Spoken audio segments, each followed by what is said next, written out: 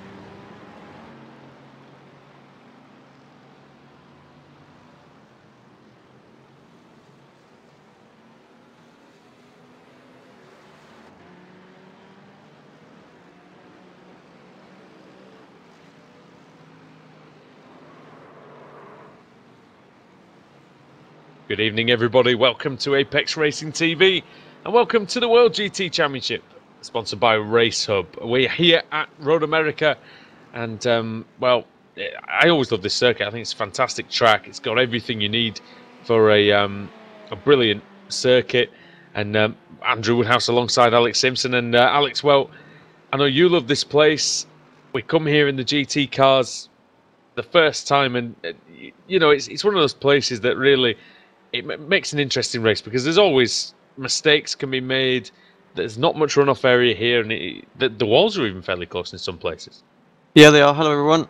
Good to be back in the World GT Championship. I do love this series, and yeah, it's turned up at one of my favourite tracks on iRacing as well. Road America, fantastic. You're right. Andrew as well, there are walls really close in some places, like you get the kink wrong coming out of there, it usually ends in a DNF, even though it's probably the most simple corner on the service. You have to push through absolute max through there as well.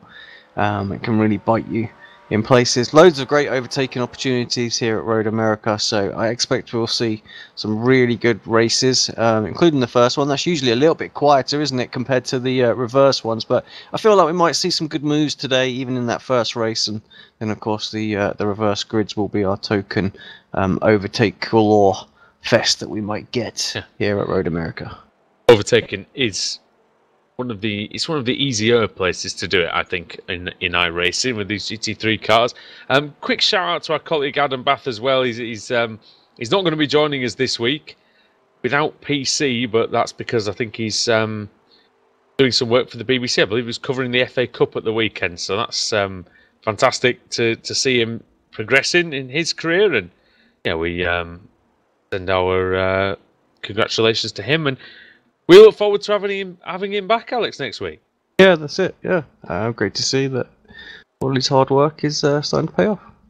Indeed, and someone else. Well, yeah, I'll try that one. I'll try that one again. We'll do that. We'll do that better second time round. Someone else whose hard work is paying off. There we go. Is Nicole Foggy, and he starts on pole position for round 21 of the season, ahead of British Touring Car Champion Ash Sutton in second place with Dave Baker in third. Now, Baker just 70 points behind Foggy in the overall standings. And we're saying to Alex before the race, in fact, we can talk about it briefly, mate, is that Baker is the last person you want behind you in the standings because he just chips away at those points. You know you're not really ever going to get a free race, are you, out of Baker?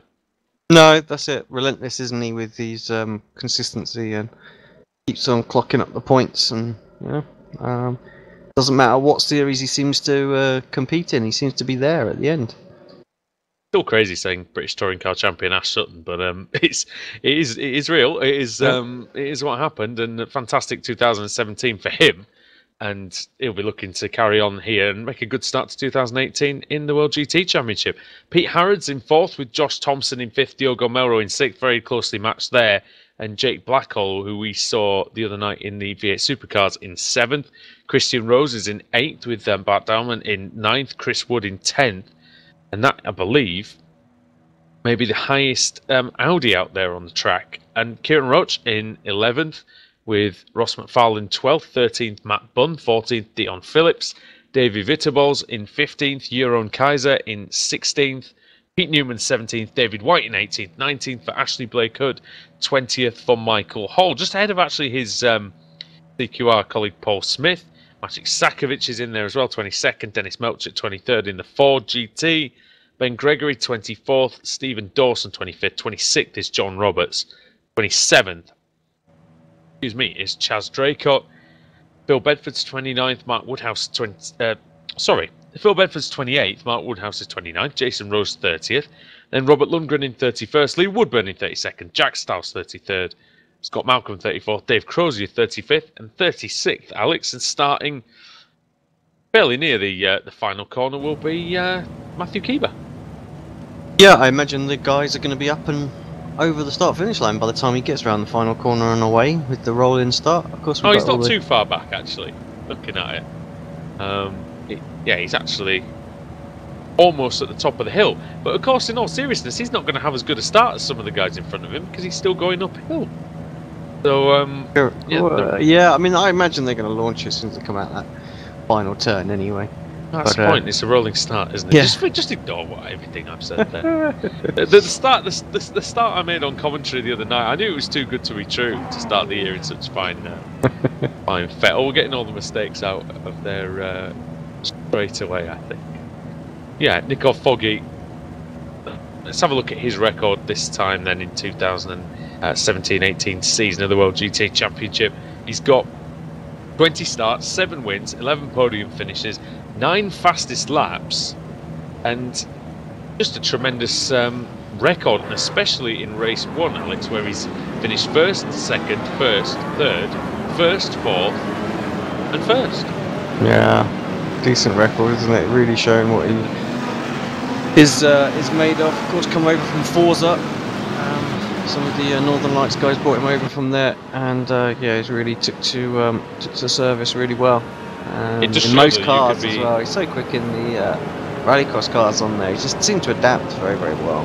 It does show that a lot of sims, though, you know, even though some of them aren't considered to be sort of the great sims in terms of realism, a fast driver is a fast driver.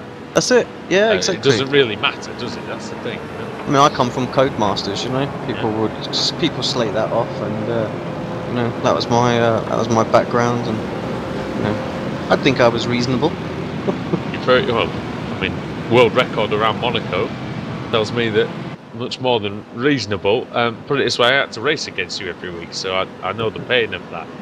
So I was a lot better at that than I am at this. I don't know what's happened in the meantime, but yeah, that's how it is sometimes, I think. But I think I'd have a look at the other point standings, if that was all right. Yeah, of course, mate. Bring them up on green, if I can find them. There we go. So yeah, obviously Foggy and Baker you've mentioned, and it's McFarlane and Rose, Kavenku, Daleman, Melro, Harrod, Bunn and Kaiser is the top 10. Still pretty close, you know, I think in amongst that top 10. Lots of different individual even battles going on. 6 Mercedes in there, that's a noteworthy thing, isn't it? But yeah. Again, you know, it's a good it's a very stable car, and it does seem to work well on pretty much all types of circuit. I watched a sprint race at Spa long pan sprint race, you know, with all the big SOFs guys in there. I think it was 6,500 SOF. Is that the one that Ricardo Castrolito? Oh, was it? Yeah, yeah. It's highest he's won in his iRacing career. So congrats on him on that. But of course, that was like, I think there was 2, maybe 3. There was 2 BMWs in that field, 2 McLarens, and the rest were Mercedes. Wow, really, all of them? That was it. Yeah, the whole. No grid. Ferraris, no nothing. No, exactly. Wow. No Ferraris, no Audis. But this is what we said before, and I've said it a lot. I mean, I play a lot of FIFA, and what they tend, you know, that's the only comparison I can draw in that there's a meta, isn't there? And if something, you know, you're only handicapping yourself if there's one car or one player or one team that is a meta for that year or for that season, isn't it? Yeah. And unfortunately, and sometimes you still have your preference. You know, I know that Adam Bath would still drive the BMW if it was probably 2 seconds a lap slower because he just prefers the car. But I think when you get to that level, Alex, that's the key, isn't it? Is giving yourself the best chance to win with the best equipment. And it seems like the Mercedes is that at the minute. It's not taking anything away though from the likes of Nick or Foggy, who've driven it absolutely beautifully. Yeah, I wonder if we'll see some. Does make Sutton's VOP drive to second all the more impressive because the McLaren is the car that always qualifies well. So P2 for Sutton.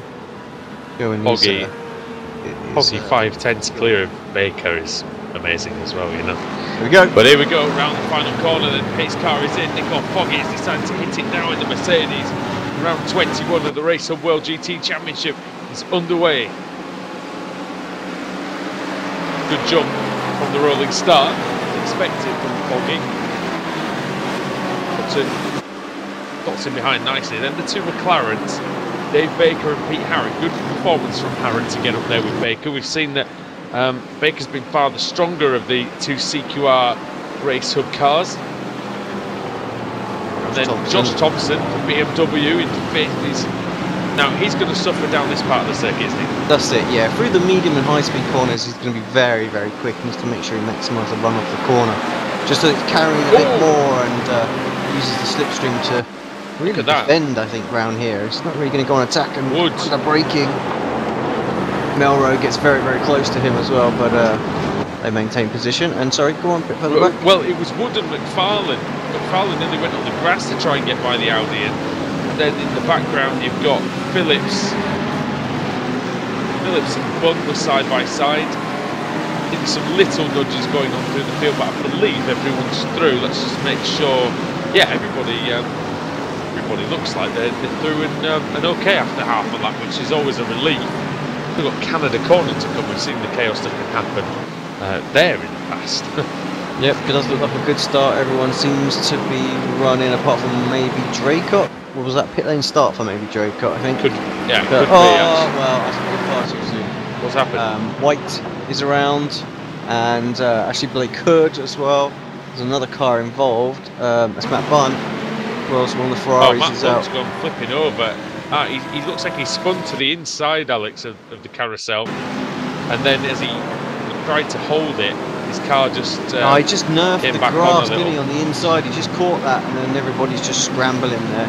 Oh, you're right. And he just comes back into the nothing he could do really there. The line. No. So Dennis Melcher had to go wide and avoid that as well, but I think he's just about where he started on the grid anyway, so I don't think he's actually lost out to. Oh, Mercedes in the wall, and it's Ross McFarlane. That's who. That is that the kink towards the end of the. I think he's already took a hit somewhere.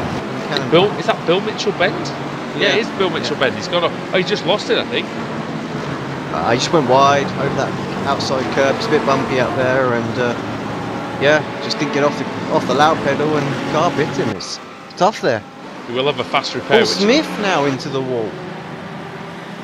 Oh wait, we get a replay of this. I think this is coming out of turn 1. I think that many times before. He will get his fast repair, Ross McFarlane, and that'll allow him to stay on the lead lap, as will Paul Smith. Wall Smith, I think, in that occasion. Paul went for a little move up the inside. tried to pull out of it a little bit. Got the inside curb, got the car a little unsettled. Got some wheel spin coming through there, and the car got loose. And yeah, around she goes. Well, from such a clean start to where we are now. Individual accidents.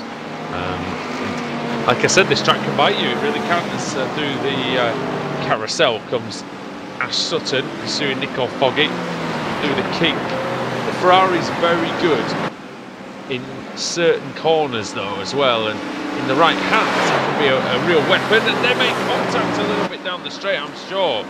And Ash Sutton goes through into the lead. That is a brilliant pass, and he really showed no mercy to Foggy there, Alex, and just centimetres away. They probably touched. I don't know if you got a better angle on it. I think they did just about make a little tiniest contact, but fair but aggressive driving from Sutton there, and Foggy won't want to give this up. He'll want to come back at him, that's for sure. Like I say, every time I've driven the Ferrari and I've seen it out there straight away as well, it seems like it's a good car, but the Mercedes just seems to have something else. Straight line speed, it's just cleared him. Yeah. Didn't even have to do it on the brakes, did he? It's cleared him with no slipstream. And Sutton got a really good exit out of the last corner as well, and it didn't matter. Do what? Yeah. I think car 116 just based does. on that tells me Sutton's going to play a waiting game for this one if he wants to win it. Do that kind of a move into Canada corner with you know, on the last lap or so. Not really, we've sussed a chance to so just keep sizing him up, keep piling the pressure on, late on the brakes again for Ash. You know he likes to do that. Yeah, he likes to show his nose as well. And let the driver in front know what he's thinking, maybe force him into a mistake. And the side by side between Harrod and Melrose, 56, sorry mate. Yeah. Oh, the side by side, they make contact and Harrod's ground. Wins through 720 degrees. There, oh, Melrose off and Dowman into the wall. Was that a separate incident? He was the innocent victim who got pushed out wide Melrose onto the grass, and then he's trying to catch the car, brings it back, and yeah, it just goes back onto the circuit. Melrose was avoiding the spinning car, Alex, and he moved over to the right, and Pat Dowman was the one who ended up biting the dust for it. Not his fault at all. Do you reckon that's? What do you reckon that'll be? Do you reckon that's a racing incident, or do you think there's going to be something to a racing incident there? Who knows? The leader's very, very close again. Baker right on the tail of Sutton now as well. We'll see the straight line performance of the Macca, and Thompson with the BMW as well. I tell you, the BMW is going to be quick here through these high-speed corners. You know, first couple of sectors, and then the carousel, the kink, Canada corner, Bill Mitchell bend. I tell you, the BMW is going to be really strong here. But of course, he hasn't got the straight line speed to back it up. So. These are four rising stars of iRacing. I think there's absolutely no question. Stars, who we know. Oh, mistake from Baker. Sorry, Thompson alongside. Good. Yeah, Blackhall. Oh, losing out to the Audi of Chris Wood. Chris Wood, he's already gained 4 places. Here we go then. Let's have a look. See what Thompson could do around the outside. Oh, that's not going to help. He tries to brake on the gravel. On the black stuff, Mr. Thompson. He's not going to help. Oh, dear. No. Oh, wow. He saved it really well. He's been doing the rallycross on Thursday nights. I was watching the NVIDIA keynote speech. A lot of it was talking about AI and learning for self-driving cars. Let's hope that they don't try and model it on Josh Thompson. I don't think I need to say anything else. That's fantastic. Yeah. Sorry, Josh. You know we love to pull your leg. But I don't want to drive in a car that brakes on the dirt, that's for sure. I don't want to drive a car that's been modelled after Josh Thompson driving style, to be honest. They didn't mind you. No offence, Josh. But yeah. Sutton very close. Fantastic moment. I will say, no, these are 4 rising stars in iRacing, really. I think Foggy could be an elite, if he isn't already an elite, because Ash Sutton certainly is, and Dave Baker is very close to him. And you know, Josh Thompson, you know, he wasn't far away from becoming a World Championship driver this year. No, I think next year, perhaps I think Josh just needs another season just to mature. You know, another year to mature, and he'll be there, no problem as well. I have no doubts that the likes of Paul Wilbrink and co at Radicals will get to, you know, just calm him down a little bit and make him bide his time, and that's where he'll start picking up a lot of strong results. A bit like we saw Ash really do, you know. Yeah. And Ash sometimes can be quite impulsive in the sim racing. Well, both really. Yeah. But matured a lot in the real car and come on really quickly, didn't he? You know, we've seen a difference in his driving even in the sim world. No, I could, you know, I could rack my brain and try to think. I'm sure if Adam was here, I'm sure he would know the answer, but I don't know if I can ever remember a driver, Alex, who took a British touring car title in season 2 as a pretty much a pure rookie, as in not coming from touring cars elsewhere. Apart from you know, he did the Clio Cup, of course, but you know, we've had other people come across like Frank Beeler and Aiello and Giovanardi and Pete Frio and people like that, but they've all done other touring car series before they've come into the BTCC, and arguably the BTCC is as competitive as it's ever been, and Ash Sutton in his second season has done the business, and now he's trying to do the business at Canada Corner. Around the outside goes a Ferrari. Great driving from both of them. No contact at all. I think Ash is going to get it once again. He does. What a fantastic move again. We'll see what this Mercedes is made of, though. This is my fear. It's going to come straight back. Sutton can't make the move up the straight, so he might as well try it and see if he can hang on. He only needs to make one good defensive move, which he's making now. He goes to the inside, and he's going to just drive all the way around him again, isn't he? That's it, gone. Yeah, so it's going to be pretty easy, I think, for Foggy to keep getting the lead back. So what he needs to do, Ash just needs to keep working and keep him on his toes. Maybe force him into a bit more of a mistake, so he can break a bit of the draft, and then might be able to run away with it a little bit at the front, or at least just keep him on his toes so that he can pull off some sort of move, keep the pressure on with a lap to go, and hold on to that position. I think from Ash's point of view, maybe a good idea, Alex, I don't know if you think it's a good idea, but maybe to try it into the last corner. If he can get close enough to have a go, just have a move, because that's the only way you might settle Foggy, in that he can't get the best run out of the corner and just drive straight past you. But Nichols doing an absolute fantastic job. We've got some side-by-side action. This is driving Gregory. Sakovic as well is in there, and who else is that? John Roberts too, sorry. Roberts on the outside, Gregory in the Ferrari takes the position, and now Sakovic having a little look on Roberts too. They sweep through the high-speed right-hander. Roberts going very defensive, car right in the middle, late braking. Be careful not to run into Gregory. Pushes out wide on the exit. Always leaves the high ground for Sakovic. Just needs to get a good line. Bit of damage on Sakovic's Team Mad Mercedes out there. Good driving by Roberts to get off after that Ferrari, though. But again, we've seen the straight line speed difference. He might be able to get back to the Ferrari actually by turn 1. Behind them is Stephen Dawson, then Smelchuk by Woodhouse.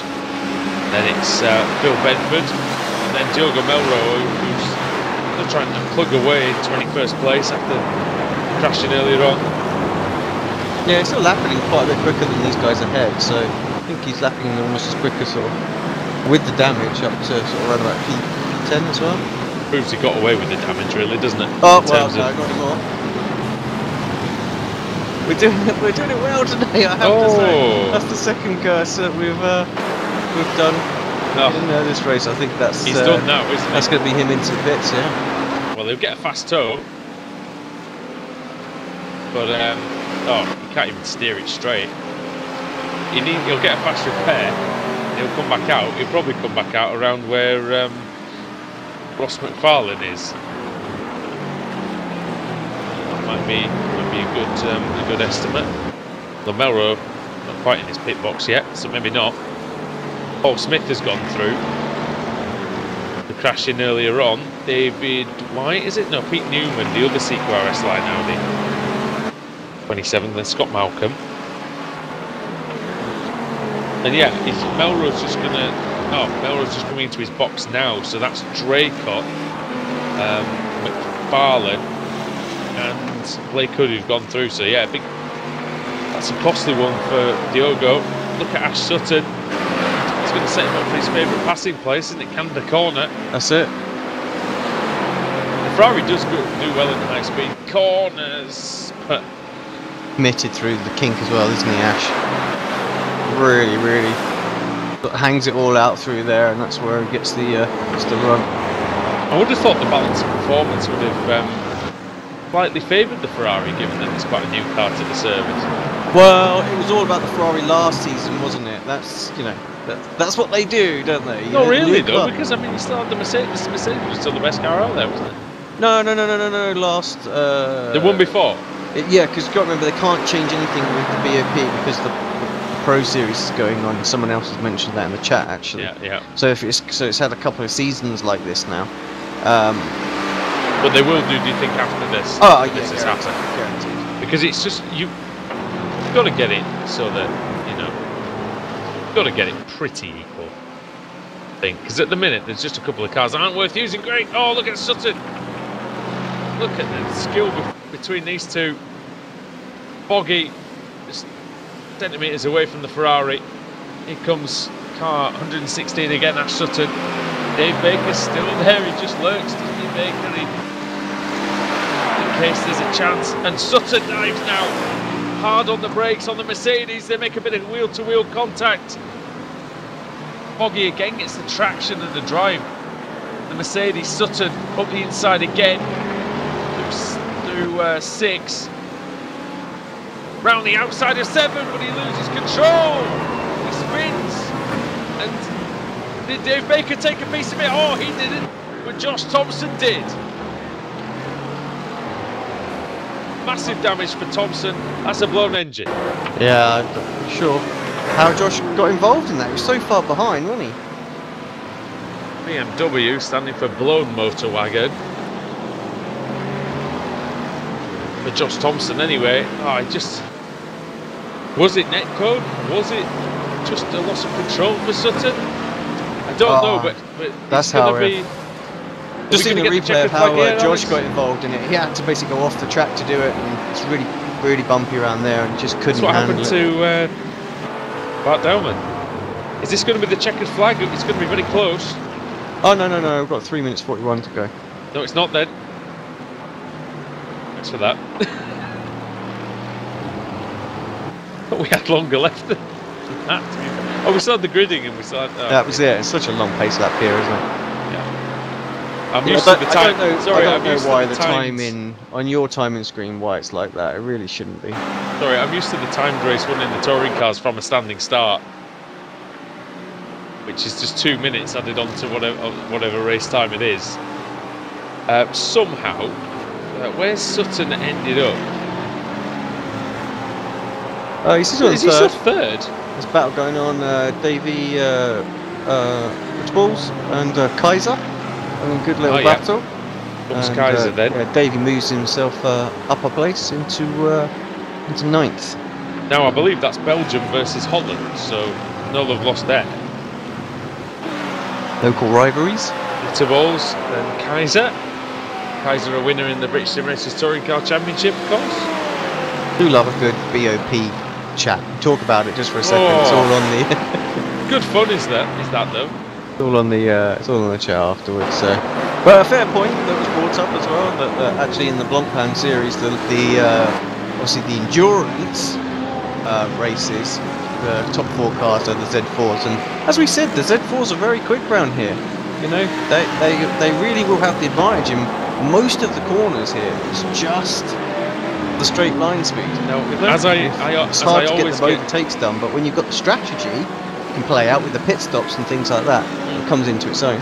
As I always get this wrong, was it Coanda that managed to win the Blanc and with the BMW? Yeah, absolutely. When it was at its weakest, I think. No, it was still probably at its strongest at that point. That it was quite light then, and it was Nobody used it though. No, exactly. It's just with the same fear, because they were fearing of the straight line speed issues. But what Coanda realised, and I think everybody else did just a little bit too late, is it was so good on its tyres that you could, you could double stint with ease, and they were spending far less time on the pits, so they were just as quick as everybody else in the first stint, minding their own business, saving a bit of fuel and whatnot like that. Everyone would pit, and they would just stay out for ages, do their thing, pit, don't take tyres, or wait until the last stint and not take tyres, and they just jump everybody in the pits and then just drive off with it. So and to some extent it's still very, very good on its tyres as well, so that's why it's doing so well. So but definitely the Merc and the Z4, they seem to be the cars that are quickest in this build. Is the Merc still pretty awkward to drive though? I remember we drove it in the Blanc qualifying rounds, and it was I thought it was far too difficult to get a handle on, really, in terms of it was quite a moody car, if that makes any sense. Oh no, Gregory! That's a very moody looking Ferrari. Oh dear. He's not happy with Gregory, that's for sure. The mood is anger, I think, in that 113 Ferrari. I think he did get hit by Dennis Melcher. Melcher gets away with it. Gregory smash into the wall. That's the Ford GT using that Victorian battering ram to his advantage. There's some issues going on further back as well after that. Christian Rose and Chris Wood still very close together, 0.6 of a second. Of course, we've lost the lead battle. Where is our leader? Because this is the final lap. The white flag has come out. He's just heading to Canada Corner. And Baker, I did mention that Baker was half a second quicker than Foggy on this last lap, so the McLaren really looking strong at the end of the race. But it's been all about Nico Foggy. Round Bill Mitchell bend he goes into the final corner. Yeah, these little short when he comes races. round here, he should see the checkered flag, and look, there's some smoke ahead. There's a blown engine just over the crest. You can see it, but no such luck for Nico Foggy. He comes through, and he takes the win here in round 21. Bates in second. He'll be happy with that. Sutton recovered and finished third. Then you've got Wood, followed by Rose, and then it's Blackhall. Grid's actually relatively close still. Davey, your own, Kieran, Michael Hall. He had some issues in practice, didn't he? We saw him in the wall a few times. Looks quite close between Sakovic and Roberts, and they've passed the start finish line, so that's that.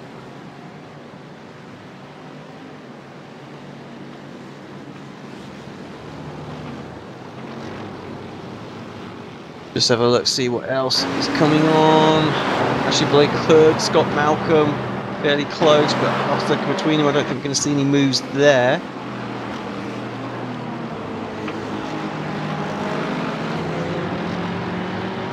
No, not at all. Good exit for, oh, I don't know, unless there's a fuel problem all of a sudden. Blake Hood is very, very close. It's just going to be 1/10 of a second as they cross the line, but no dice. Waiting for a few people who had to go to the pits. Melrose, of course, he had his issues. David White coming across. And I think we're going to have Gregory with his destroyed car. He still limps it to the finish line. Of course, he will have an opportunity for a reverse grid.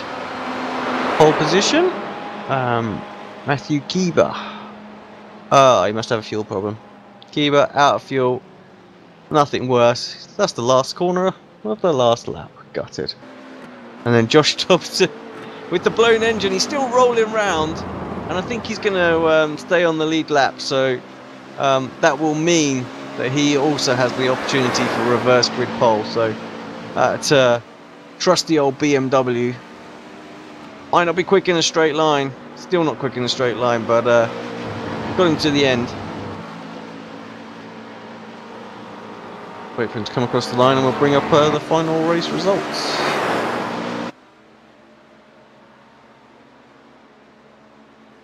There we go. So Nicole Foggy takes this one by 3.1 seconds from David Baker. Ash Sutton in third, followed by Chris Wood. Christian Rose is fifth for CQR Race Hub, 8 seconds back. And Jake Blackall is in sixth place, another CQR club driver. Just ahead of his teammate Pete Harrod, so good showing for the McLarens. Kieran Roch is 11th, Michael Hall 12th, John Roberts 13th, Sakovic is in 14th, Dennis Melcher in the Ford after making contact with Ben there, finishes in 15th, some 28 seconds back. Stephen Dawson for Club 73 Racing in 16th, followed by Jason Rowe, Mark Woodhouse, Robert Lundgren and Lee Woodburn.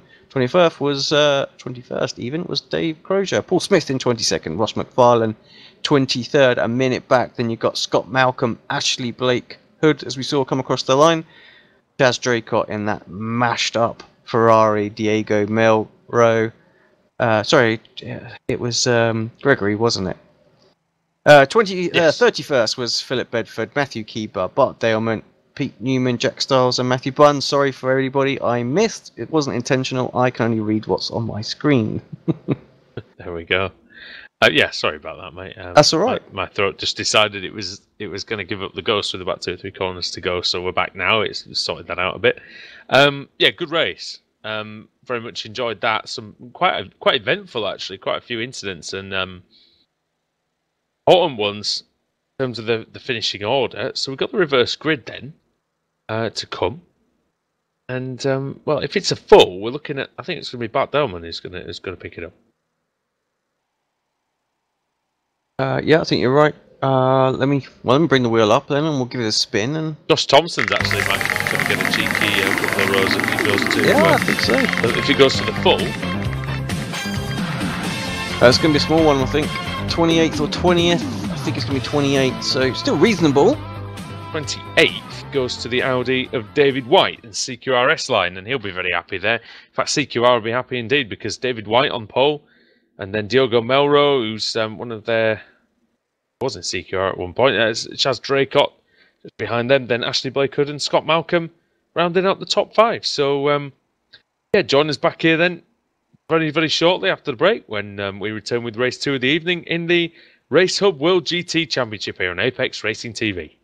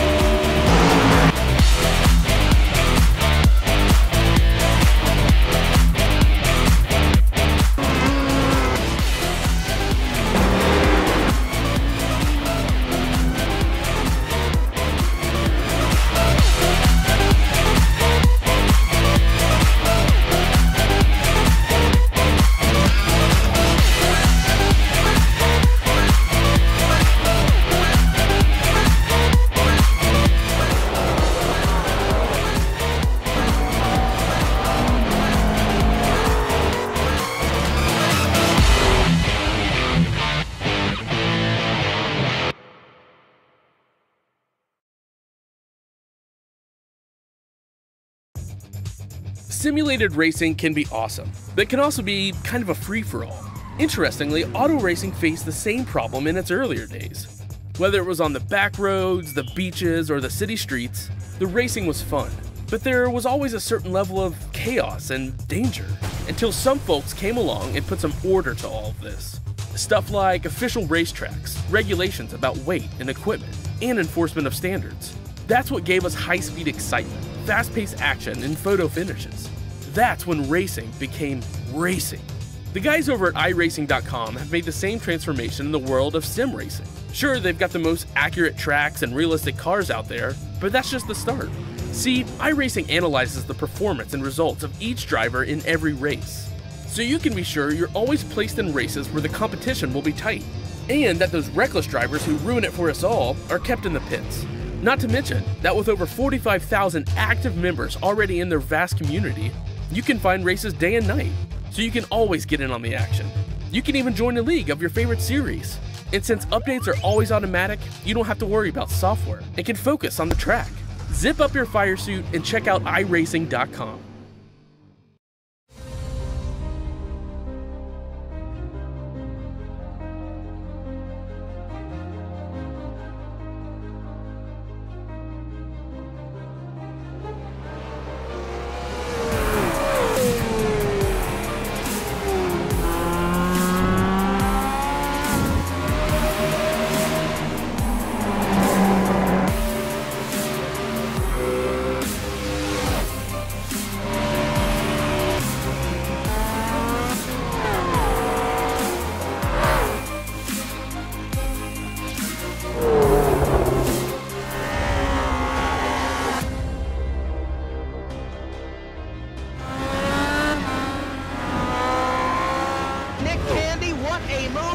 The outside contact made. 56 slides it into 4. Who's going to be at the stripe?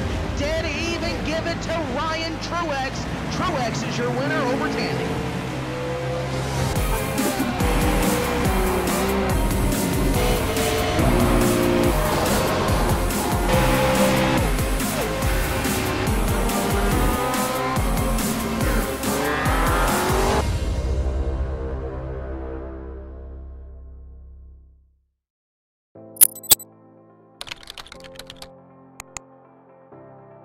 iRacing.com is a sim racing game that combines a true-to-life racing experience with an online community of virtual racers from all over the globe. iRacing offers a multitude of officially licensed cars and tracks, laser scanned with millimeter accuracy. Their car models and mechanical systems are based on real-world physics and engineered in cooperation with manufacturers and race teams. iRacing's web-based interface allows members to compare stats and test drive any combination of car and track instantly. Their skill license system ranges from rookie to pro, ensuring members are always pitted against those with similar skill sets. Members are able to sign up for a weekly race series, compete in time trials, host a private race with friends, and participate in racing leagues created and run by the community. With over 60,000 members, iRacing works in partnership with renowned motorsport organizations like SRO Motorsports Group to deliver virtual races based on the real-life Blancpain GT series. iRacing's Blancpain Endurance Series features team racing, giving members the ability to build a team and participate in races ranging from 3 hours to 24 hours. Additional partners include NASCAR, IMSA, V8 Supercars, IndyCar, allowing members to race in their very own 24 hours of Spa, Bathurst 1000, Daytona 500, and many more. iRacing.com, delivering the most authentic racing experience short of getting into a real race car.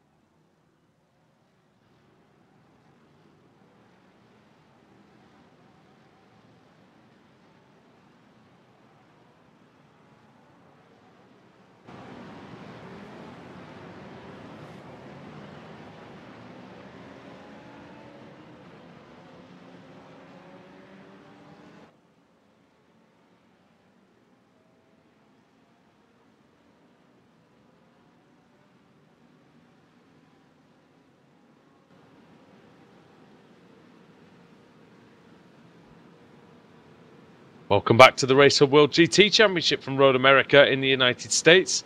Here on Apex Racing TV, Andrew Woodhouse alongside Alex Simpson. And race 2 is upon us, Alex. We're rolling, we're on the pace lap, and just a couple of minutes' time we're going to get underway for the second clash of the day. Yep, hello everybody, welcome back as well. Yeah, David White on the pole position with Melrose second, Chaz Draker. I have no idea third, what that Ashley is. Blake Hood in fourth, Scott Malcolm fifth, McFarlane, followed by Smith, Crozier. Rounding out the top 10, you've got Woodburn and Lundgren. There we go, you've given up on the rest, haven't you, after that? Yeah. I think it's just... Get my coat. Let's have a look further back. I might as well go through the rest, actually. Woodhouse 11th, 12th, Jason Rowe. Stephen Dawson 13th, Dennis Melcher 14th, Sakovic in 15th, 16th is Roberts.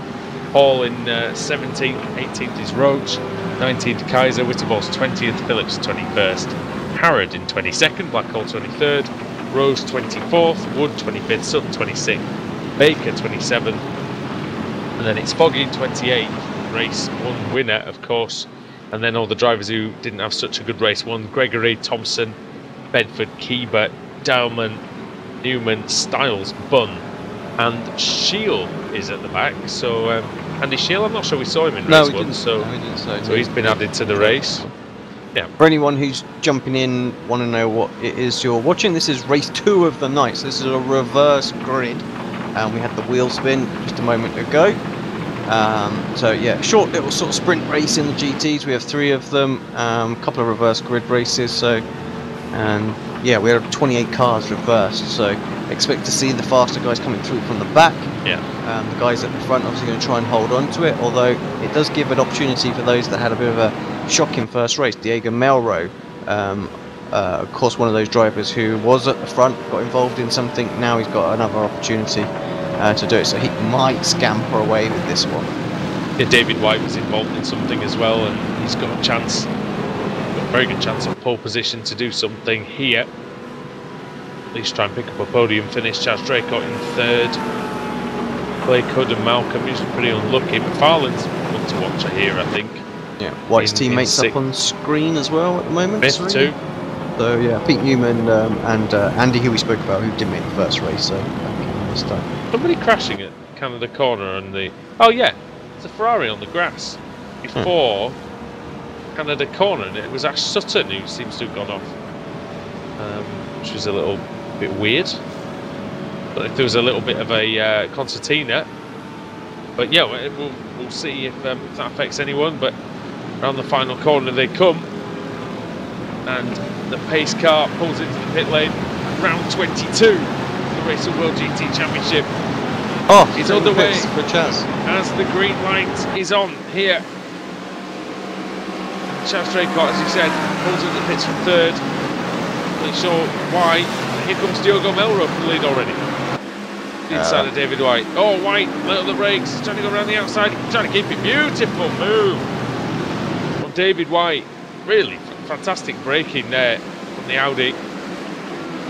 Audi, Mercedes, and then another Mercedes, and then Spice, another one. Yeah, I've got McFarlane there as well. We missed him, didn't we, at the front? He's the one that's actually going to give Melro a good run for his money here as well. Big gap already formed up. Dave Crozier 2.4 seconds back after just 2 corners. I'm not really sure what that's all about. Mark Woodhouse and Paul Smith, they're side by side. BMW versus Melrose through. Good for Melro. Where were Kaiser hitting one of the Ferraris, I think, in turn 5. The Woodburn it possibly was. Going to get that overtake up on screen. I'll see that. But good yeah, move side by by side, just using the power of the Merc. Like a World War II fighter plane. There he goes. Where does the Audi lack, Alex? Is it? Well, because it used to be a very fast car in a straight line, and has it been sort of nerfed a bit recently? Yeah, I don't think it was ever the fastest, but it was reasonable as White's coming under pressure again from Ashley Blake Hood. But more than anything, I think the problem with the Audi is it was really good coming out of the corners, put the power down really well, yeah, it is a little bit slower than it was. but you have to run it on like absolutely the minimum wing to get the performance out of it, and I think that's It unsettles the car quite a lot. yeah, doesn't I it? think that's a trick that most people avoid because obviously it's you know, it's a tough car to drive there. Oh, So- spinner, and it's a McLaren.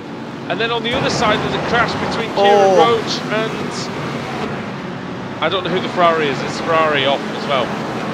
Yeah, One of the Harrod McLarens. and Sutton all involved in that. Let's have a look. So See it was what happens. Harrod. It's Harrod who spun it on a bit quickly for me to see it. Yeah, Pete Harrod. Did he get hit? Oh no, he just lost the rear. Oh, and that unsettled Sutton, who had to take avoiding action and into the Mercedes of Roach.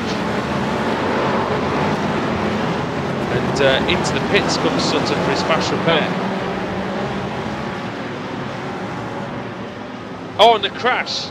I think it's Witterbols, is it? I think you find it. Yes, I'm just gonna stay with the replay so we can watch this. It's Witterbols and did he hit Woodburn or did?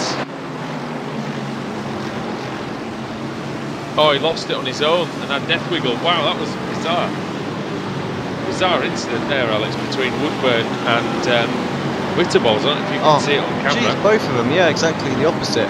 So, trying their Red Arrows impressions there. Woodburn lost the rear and had the twitch one way, and then Witterbols went the other way. Woodburn didn't hit anything though, so he carries on pretty much undamaged in the Ferrari. McFarlane, we missed this while we were looking at the replays. He's up and into third place. He's got past actually Blake Hood, and now goes about after David White. You'll need to get by him pretty quickly because Melrose is now 2 seconds up the road as well. So I did say there was an opportunity for Diego just to run away with it a little bit here. He ignored the instructions on the back of Ashley Blake Hood's car. I think Ash will be quite happy with. Ross McFarlane right behind David White now, since that's only a matter of time. Probably down the main straight for the Mercedes, Alex. And the Audi driver, well, he'll just be focusing on trying to finish fourth here, I think. If I'm, with no disrespect to him, I think he's a quick driver, David White, but I think going to struggle to keep these guys behind over the start. It's like, look at the power of the Northern Lights racing car here. Yeah, I think David realised he had no opportunity there, so he just pulled to the normal line, didn't he? Was defending the inside, but it's just nothing you can do there. Car's A bit late on the brakes. Close to the rear of McFarlane, but no issues. Blake Hood's going to have a chance into three as well. Well, not quite, actually. Sorry, into two, not three. Or is that three? What do they call three? That one. That is technically classed as turn 3. That and then this hit down this the straight kink is is 2. 4. Yeah, this kink but is 4. But then the next kink isn't 5. Yeah, the kink to the left isn't 5. That's weird, isn't it? Yeah. So. Why? Anyway, this is turn 3. Really. Blake Hood. This is turn 5 now, and Ashley Blake Hood is through into third position.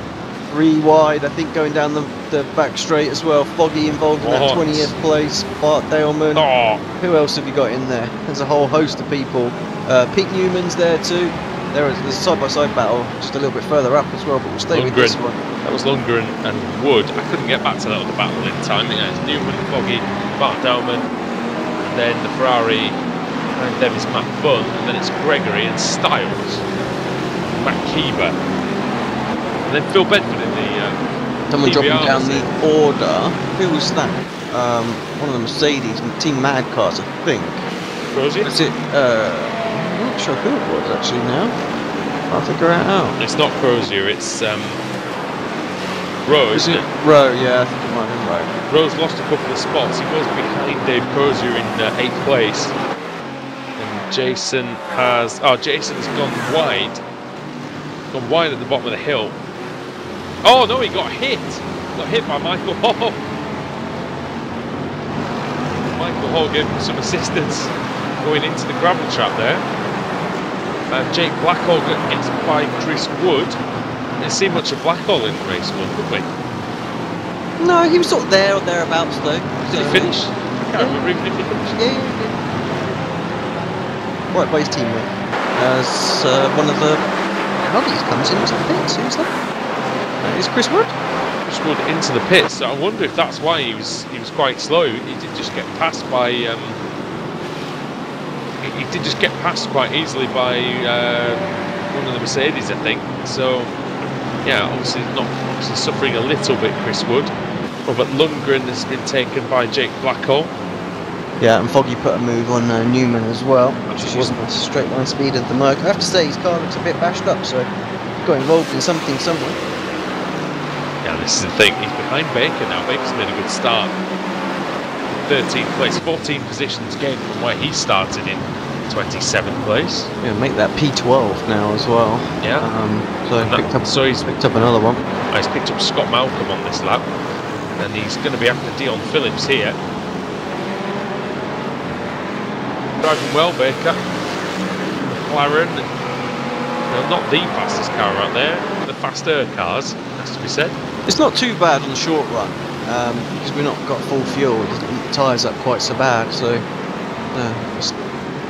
as well we've seen that they feature quite well. And while we see it go sometimes in the sprint series as well. We'll give a shout out to Woodhouse there as well. He's up in 5th place actually, Woodhouse, Alex, and then it's Paul Smith, so Club Series Club Series driver and a Club Series commentator from the last couple of years. Yeah, it'd be good to see Smith can get something done here. I mean, I think he's got a tall order. It seems to me that the Merc seems to be one of the quickest ones. Yeah. This is though, mate. He's going to get the slipstream. He might not be a bit wide. Didn't get the exit he wanted there. Just took a tiny bit too much speed in and couldn't quite get on the power exactly as he wanted coming out of the corner there. He's probably streaming this as Paul as well. And get on his chat. Oh, I'll have to do, won't I? That'll please him. Let's have a look. Let's go on there. What does he stream on? YouTube or Twitch? YouTube. I think. Now this is where I'm going to get. I think the channel is just Paul Smith. You know, just to distinguish himself from other people. Yeah, that's it. I'll go on there. But I'd say if it was on Twitch, we have to set up some fake accounts and bombard his chat. Well, I'm just going to write, I'm here to sabotage the chat. You can get him. Good battle. Oh, I slipped away from it, I think. Phillips again, right up on the tail of Baker. I'm trying to go around the outside. Oh, that's a bit late in the brakes, and can't get the car stopped in time there. There's a bit of action further back as well. Paul pretty much saying that he's just sitting in behind the Merc. Oh, he's made a mistake. Sorry, Scott Malcolm. I wonder if was there any contact there, because random place to lose it. I feel like he might have got hit from behind. I did hear some Sakovic? Car contact. No, not Sakovic. Oh, wow. Yeah. Jason Rowe going for the move. Not a very well judged one, I have to say. Oh, and got collected by another Mercedes. Northern Lights racing car. Nico Foggy collected. That is still going. But he's got damage on every single corner of the car as our championship leader. He's ahead of Pete Newman now, and that's 17th place. Dave Crozier and into the wall. Yeah, it was Kaiser. He was fighting and Baker behind him, but now those two will just carry on going at it. Well, these commentators' cases are coming thick and fast tonight, aren't they? Woodhouse and Smith. Here we go. Here we go. Paul must have used my motivational words to good effect. And he's through. He's driven clean past him on the straight. BMW power. That is BMW power. Just needs to use the next couple of corners just to build a few tenths of a second gap. Otherwise, I feel like Woodhouse will come straight back at him. Nail this fast right-hander with a good exit. Seemed to get good drive off the corner. Slightly better exit than Smith, didn't he? Should we go on board with them? Oh, there's no point actually, is it? Because we won't be able to see anything. Let's see how the Mercedes closes in. Smith looks like he's got the BMW pretty trimmed out though. Well, Woodhouse gets the brakes a bit early there. He's missed the corner a bit. Oh, he's alright. He's alright, this Paul. Robert Lundgren stationary as well. What's gone on with Robert? Here we are. Get a replay up. See what happened there. He's got no bonnet, so he's been Oh, that is a weird place to crash. That's the exit of turn 3. Oh, 2 wheels on the grass, Alex, and over to the inside wall. Quite high speed. Posh. Oh, big one for the boosted car. The white boosted car. Yeah. The pristine now. Oh, dear me. He's come out behind Andy Shields. Look at Andy Shields' car. Look at the rear wing. It looks like the main stand at the main pit building at Silverstone. Oh, absolute spitting example of that. Oh, There's the aptly named there. But he's off. Oh dear, I'm not surprised actually. The front looks alright. I don't know if you can. The front looks fine. The back not so much. Yeah, he's a sample as well on board as he's going through the carousel there. And Robert with his no front end is going to make light work, I feel, here. Yeah, he's going to have a no front end versus matched up rear wing. You would think the front end would be the thing that was the worst thing, wouldn't you? But not so much. Diogo Melro, nothing wrong with his performance at all so far, nothing wrong with his Mercedes. 2.6 seconds clear of Ross McFarlane. Let's have a look at the lap times. Almost identical on the previous time round. Just a few hundredths of a second between them. About 1 second quicker than David White, but White is comfortable in third. Great performance from White if he can take home a podium finish here. Just going to have a look and see if he's had any more this season, David White. He has had some bad luck in the CQRS line car. One podium finish so far. That one came at the last race in Monza. Yeah, there you go. Actually, they could have had a mistake in that last lap as well, and he gave up the position to Paul Smith, but he just took it back as well. Just quite surprised there. So the Merc seems to be working well without bonnet. I have to remember that for the Daytona 24. Now, I know these three, if you spoke to them, they'd probably tell you that I was lying, but 3 pretty underrated drivers in this little pack: Smith, Blakewood and Woodhouse. Yeah, I agree with you there completely. Ash always does a good job. So does Mark too. Really picked up the pace since he started to. Oh jeez, Paul. That's a squeaky bum moment. If only I had his channel to bring it up. I'm gonna go and have a look at that. Yeah, I'd have been good to have seen his face and his reactions there. Just laughter was the reaction. He won't be laughing too much, though. He's lost about half a second doing that, unfortunately. Something I want to try and do for maybe like a following season is get all of these streams, populated together and switch between. We can like tap into them. Yeah, exactly. Switch between cameras and stuff like that. It might be a nice little project to see if we can do that. Got Paul. I'm sure we can ask Paul. Board. Yeah, I'm sure Paul would do that. So, and a few others maybe that stream. Here. Let me know. Baker trying to get past Kaiser. Turn 1. Oh, he's gone. And he's back. Dear me. Well, got a good run as well. It's like a sneak attack, wasn't it? yeah, stealth. Metal Gear Solid. I'll activate the invisibility mode. There. And you know what? Through all this, Foggy's been, he's had a crash. He's had a couple of other things. He's still only 2 cars behind Baker. Baker will be desperately trying to get this move done on Kaiser just so that he can gain a few extra points. Foggy's doing a good job with the damaged car, 12th place. How quick he is, really. Newman and Phillips as well having a good little battle just behind. We saw that. That's for 13th and 14th. That's close. Really close. Downman just Phillips behind him. threatens the back of the Audi. With a watching brief at the moment. Might get an opportunity if they continue to fight like this. Gobbling amongst themselves. I used to, when talking about Woodhouse earlier on, I used to have some good battles with Woodhouse in the club series, and I fear I'd get my ass kicked now if I faced him on the track now at the moment. Oh! No! Speaking of getting your ass kicked, Pete Newman. Oh dear Next me. Daleman 2 for 2, getting involved in somebody else's incident. He will not be a happy chappy. Newman is his car is toast. I want to watch that back. Did Newman even get out of that? He ran wide. Bad look. Did you think he was in the Kia for a second? Just kept his foot on the floor? He's an instinct that comes for quite a while. Let's see. Let's hear it. Doesn't sound like he got off the gas too much, I have to say. No, he sounds like he floored it to me. I don't know if that's true or not, but yeah. I mean, sometimes it works, but oh, he's in severe trouble now, and he needs to be careful because Pete Harrod's coming round and Matt Bunn, so I want to take them out. We'll get a fast tow though. Where's our leader? He's coming down into turn 5, so we're going to have this one and one more.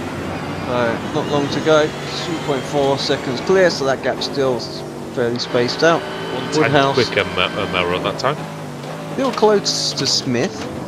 Smith has lost Ashley Blake Hood, so even with that damage, Hood's still running quick lap times. Yeah, 26.0 last time by. That's almost as quick as the front. And that's what he doesn't have is a hood, isn't it? It's just Ashley Blake for this race because the hood's got because the hood's gone. As we're on board with Woodhouse. Good job he's not called Blake, Blake Bonnet. And it doesn't sound as good, does it? Go on. You were saying. Just we're on board with Woodhouse. That was all. Let's see how he you can see how good the BMW was through the carousel. Paul not quite getting the kink right, and look at the closing speed. Look at the pace. Maybe a little sniff. Doesn't look. Paul just sort of turned in a bit early just to try and cover anything off. You can see the little flickers of blue flame at the exhaust of the BMW. Bree absolutely nails Bill Mitchell-Benn as Mark Woodhouse. Paul takes a lot of speed through the final corner. That was nicely done. The BMW now right in the slipstream. He's car 83. Look how much he's closing in. The difference in speed. It's a good 10 kilometres an hour Alex has got. A lot in anybody's book. The difference between, say, Mercedes F1 engine and maybe the Renault. Yeah, quite possibly that's what the Red Bull guys have had to deal with this season. Have a look as they wind up down the back straight. Took him a while, Woodhouse, to get the overspeed, but he's there now. He's backing off, you know. Oh yeah, he did back off. All of a sudden, just got out of it. I wonder if he's just waiting for the final corner. I've got 10 seconds left of the clock. Where is our leader? He's halfway through. Now I see the proper time. Oh, there you go. Now I see 0. Right now, so I do not know. I think it's just race 1 that I don't get the right time for some reasons. It's very strange. Melrose round the carousel, taking it easy. He lost half a second on that lap, but it doesn't matter. As he brings it home safely, Diogo Melrose. Round he comes through the kink. And, well, it's going to be another polished performance from the Portuguese driver. Currently 7th in the championship. It's going to be a 2nd win of the season. 6th podium finish if he makes it that far. Just Thunder Valley. Bill Mitchell-Benn to come. Then the final corner. And it's just the drag up the hill. Perfect performance from Melrose. Started 2nd, got the lead on the first lap. Makes it count for race 2 in the World GT Championship. Race 22 of the season goes to Diogo Melrose.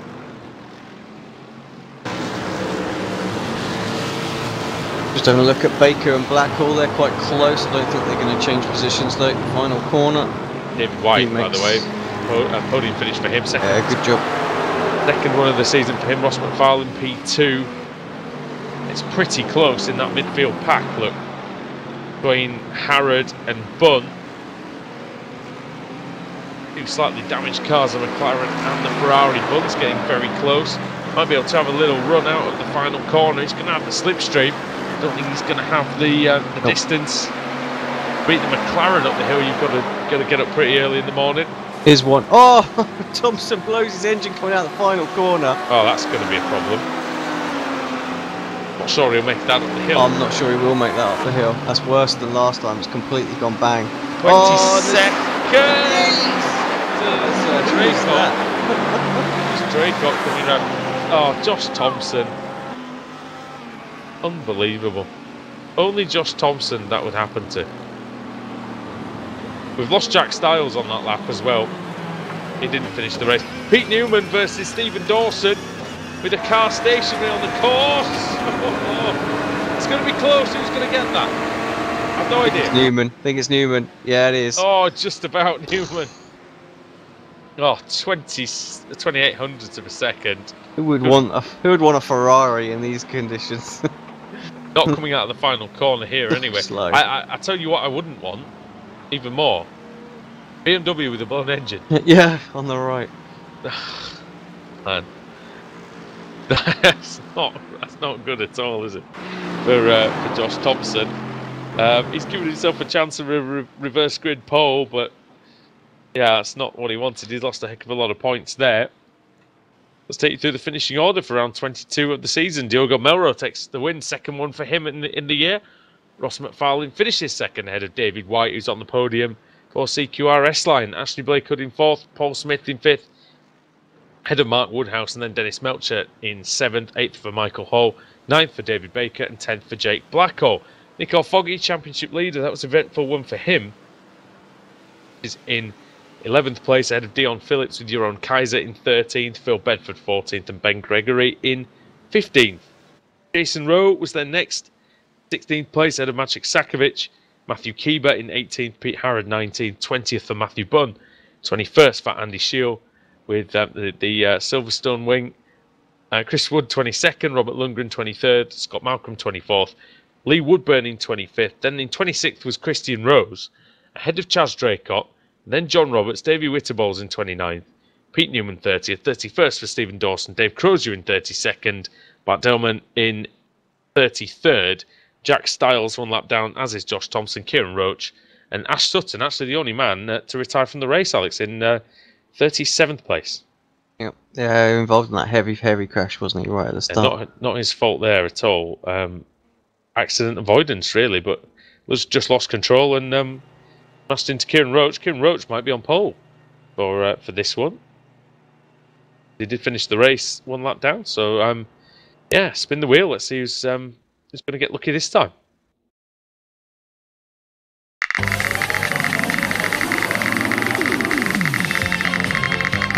Crank the music up for the Wheel of Fortune soundtrack. As we look like we're going to end on 22nd. So the honours are going to go to Chris Wood. He'll be very happy with that. I think he's had a fairly quick car out there today, but some issues in that race. We're not exactly sure what they were, but one thing's for sure, he won't have much issue with starting on pole position with his with his fellow Audi driver Andy Shield on the front row. Matt Bunn will be second.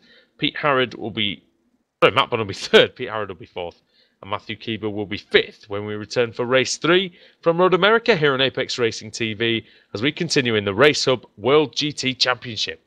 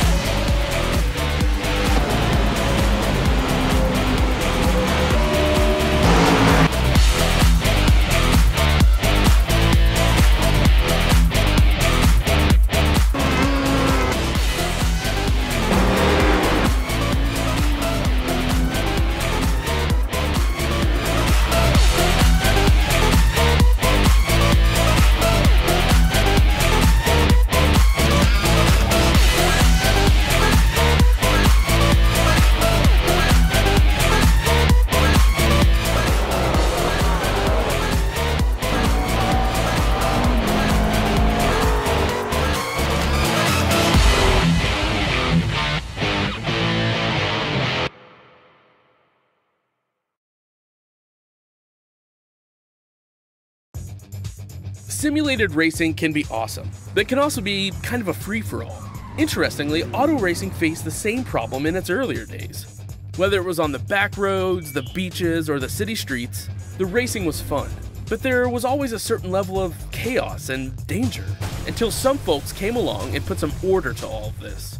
Stuff like official racetracks, regulations about weight and equipment, and enforcement of standards. That's what gave us high-speed excitement, fast-paced action, and photo finishes. That's when racing became racing. The guys over at iRacing.com have made the same transformation in the world of sim racing. Sure, they've got the most accurate tracks and realistic cars out there, but that's just the start. See, iRacing analyzes the performance and results of each driver in every race, so you can be sure you're always placed in races where the competition will be tight, and that those reckless drivers who ruin it for us all are kept in the pits. Not to mention that with over 45,000 active members already in their vast community, you can find races day and night, so you can always get in on the action. You can even join a league of your favorite series. And since updates are always automatic, you don't have to worry about software and can focus on the track. Zip up your fire suit and check out iRacing.com.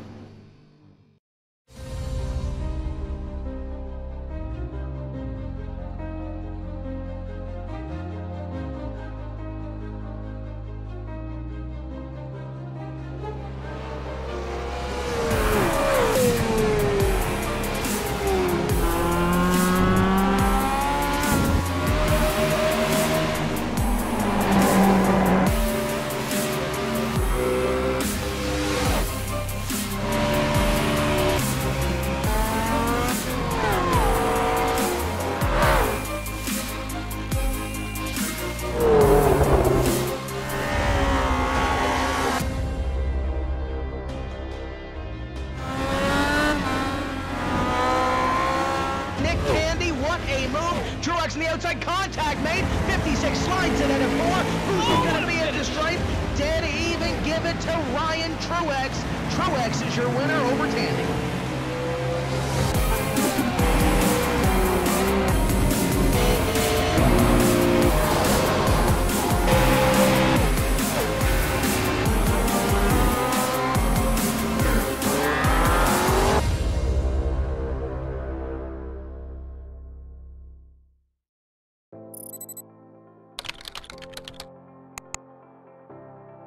iRacing.com is a sim racing game that combines a true-to-life racing experience with an online community of virtual racers from all over the globe.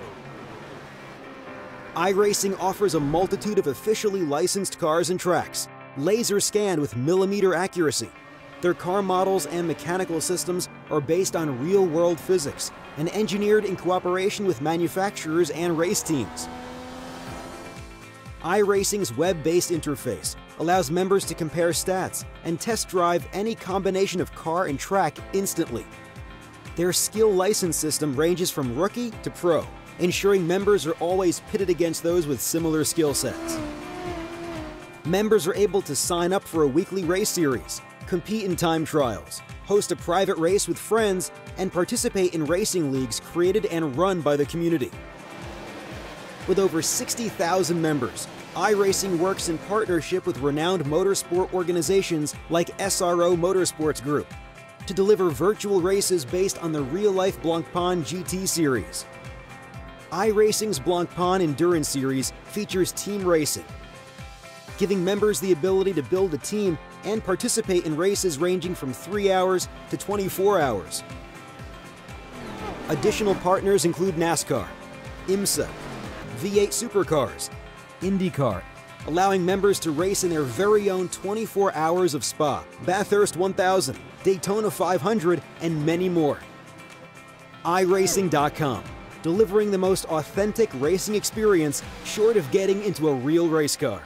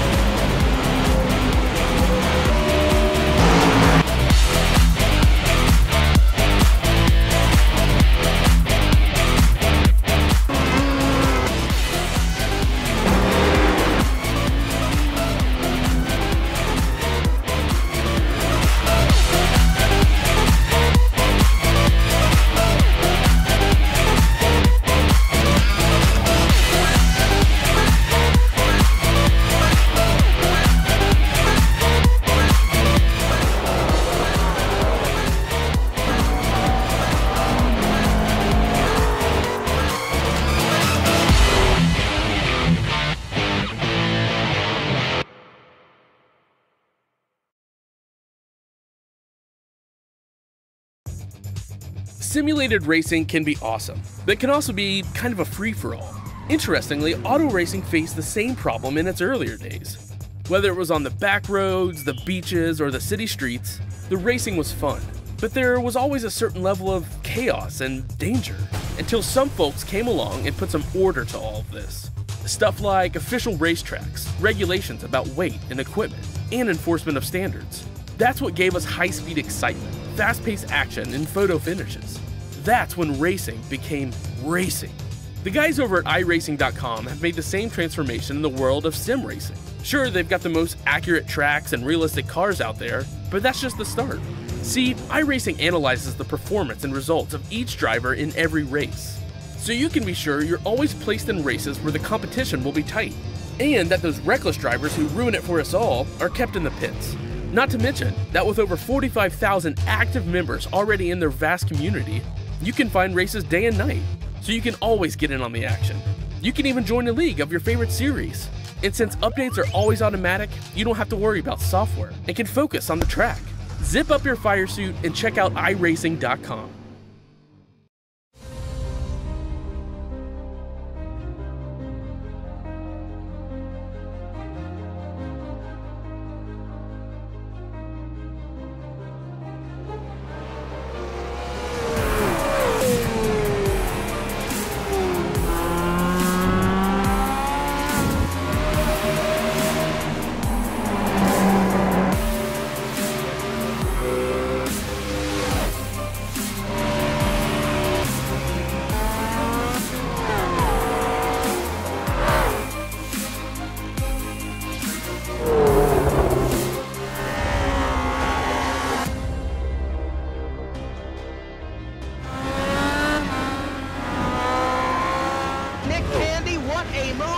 On the outside, contact made. 56 slides it into 4. Who's going to be at the stripe?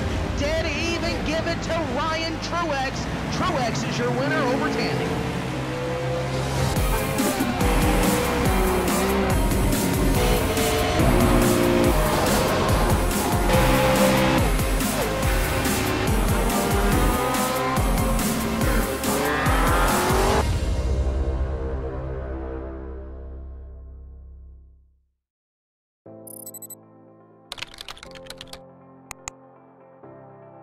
iRacing.com is a sim racing game that combines a true-to-life racing experience with an online community of virtual racers from all over the globe. iRacing offers a multitude of officially licensed cars and tracks, laser scanned with millimeter accuracy. Their car models and mechanical systems are based on real-world physics, and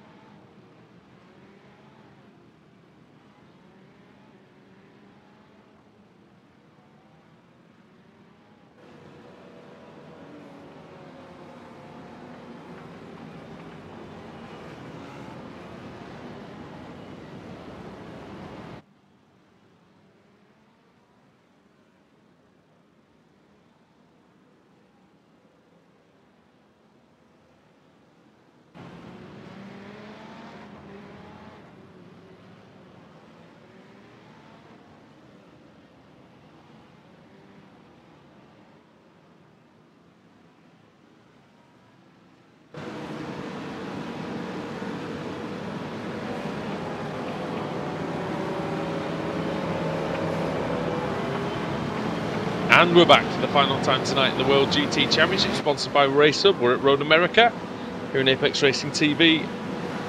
Alex Simpson alongside myself, Andrew Woodhouse. And Alex, they are going around the carousel on the pace lap, so not too long to go. But evening sunshine, bathing the circuit, looks fantastic out there.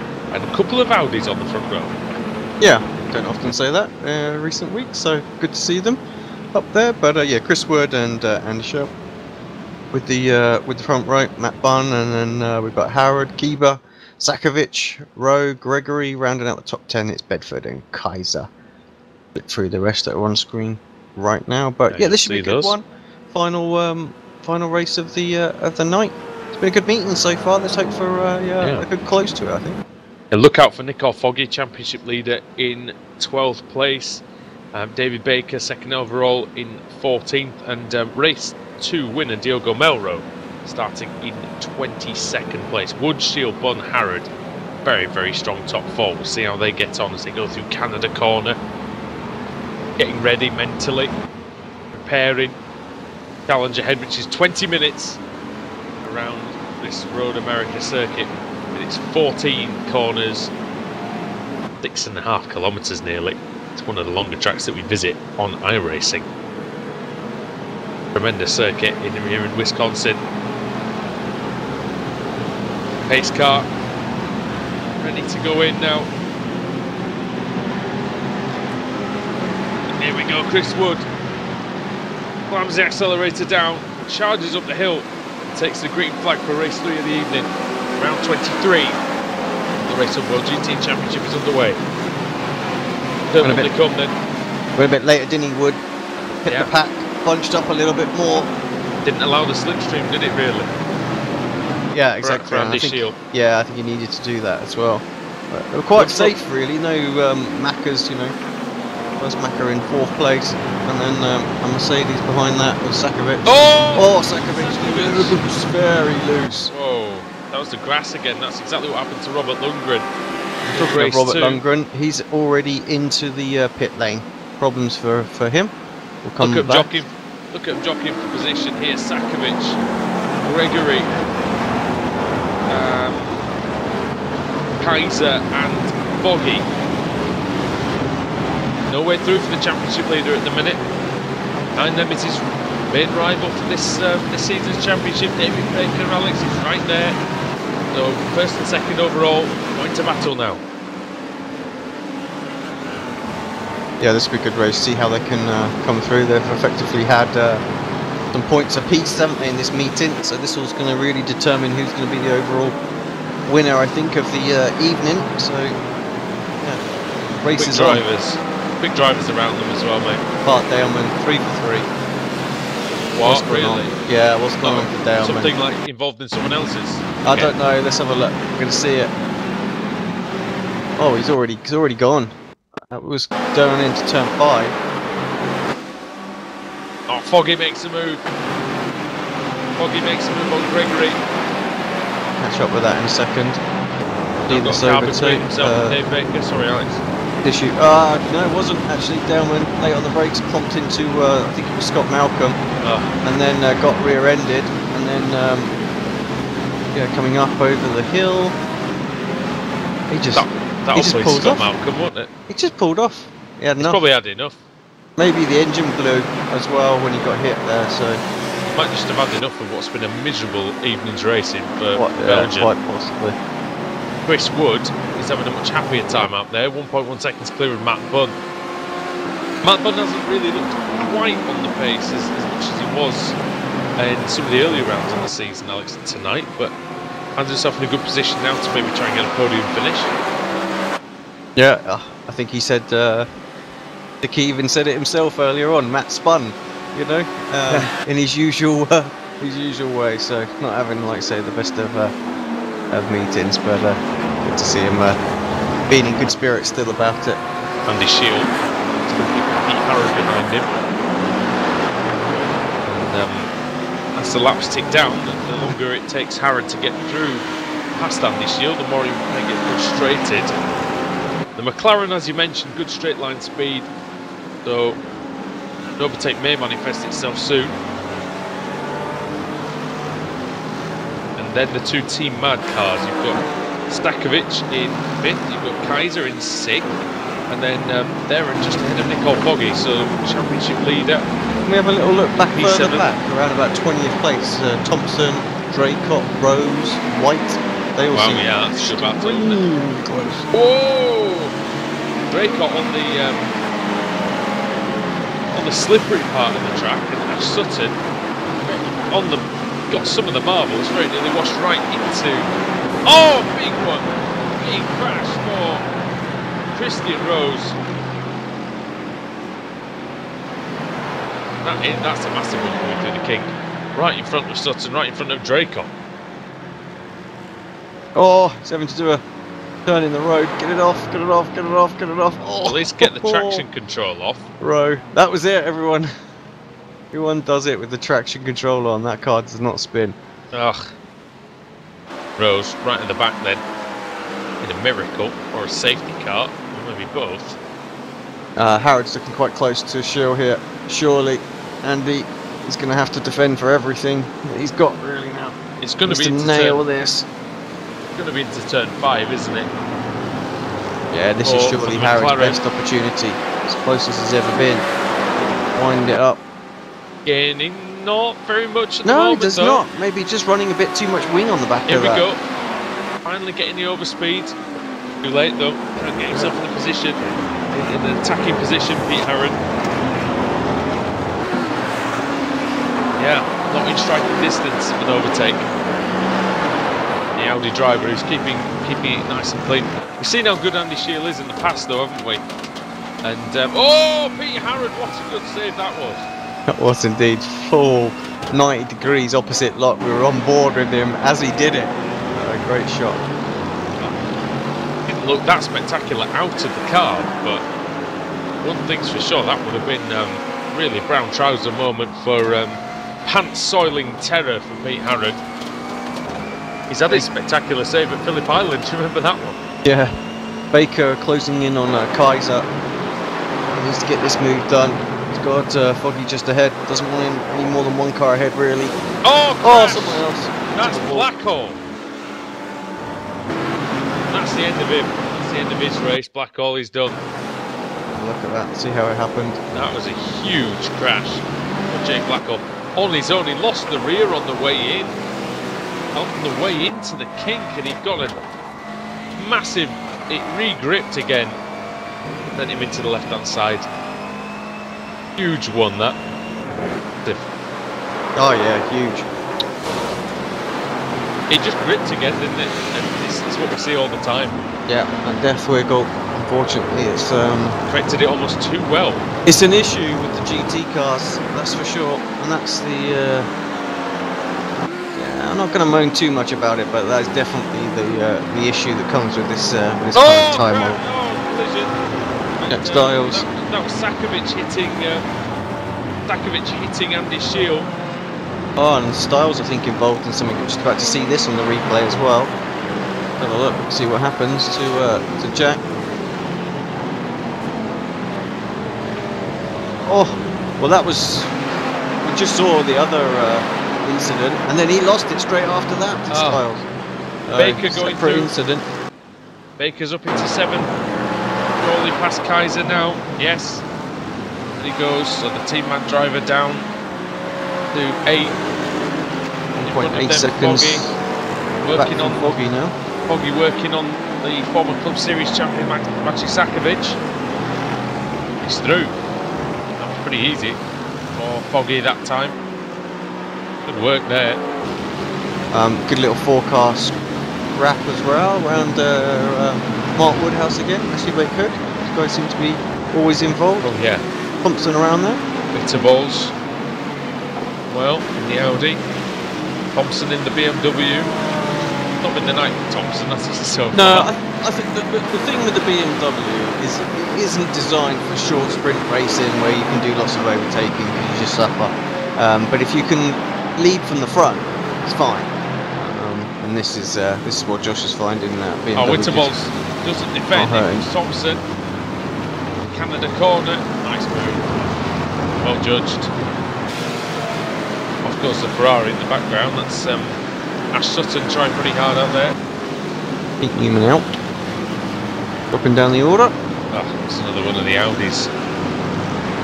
Biting the dust. He was involved in something earlier, wasn't he? I think as well. Yep. Yeah, it's not been the best one for Newman. One was very slow off the final corner there. I'm not sure who that was. Comes Thompson as well, trying to get Woodhouse. Just got a little bit of an overlap going into the turn 1. Very late on the brakes for Josh. Gets the car stopped. Used the downforce of the BMW to get that move done. Great job. Not easy on the brakes here to to get the BMW up and past the Mert there. Oh. So did a great job. He was all kinds of out of shape as well. Foggy and Andy Schill. 10th of a second back. Great little cutback from Foggy. Obviously planned that one. Thank you very much. Gets the drive out of the corner. That's another place. Moves himself 3 places ahead of Baker now. So definitely going to stretch away in the lead of the championship tonight. Carries on. I think that's worthy of a replay, don't you? Yeah, let's do that. Oh, he's gone off. He's gone off. Can Shield take advantage? No, he can't. Yeah, great move. You see that it was on the outside. It was side by side. Shield trying to defend absolutely the best he could. Took a tiny bit too much speed in. Foggy saw him coming. Knew exactly what he was going to do. Foggy could very feasibly this season, or this year in 2018, have the most wins on Apex Racing TV, Alex, I reckon, because you know this and the who's tonight the series and Thursday. Oh, crash, and it's Thompson. Thompson's crashed, coming out of the kink. Too wide, Alex, too wide. Big hit for the BMW. Oh man, he just missed the Ferrari. Sutton. He missed Sutton by an inch.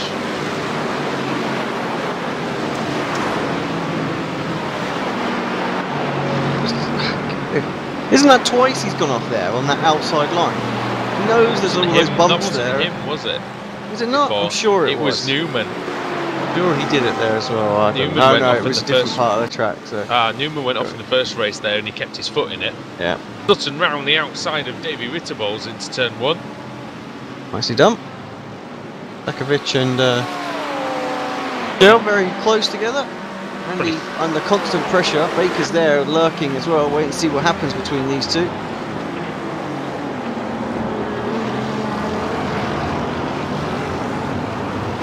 Good run out of the turn 5. Baker has a little look up the inside.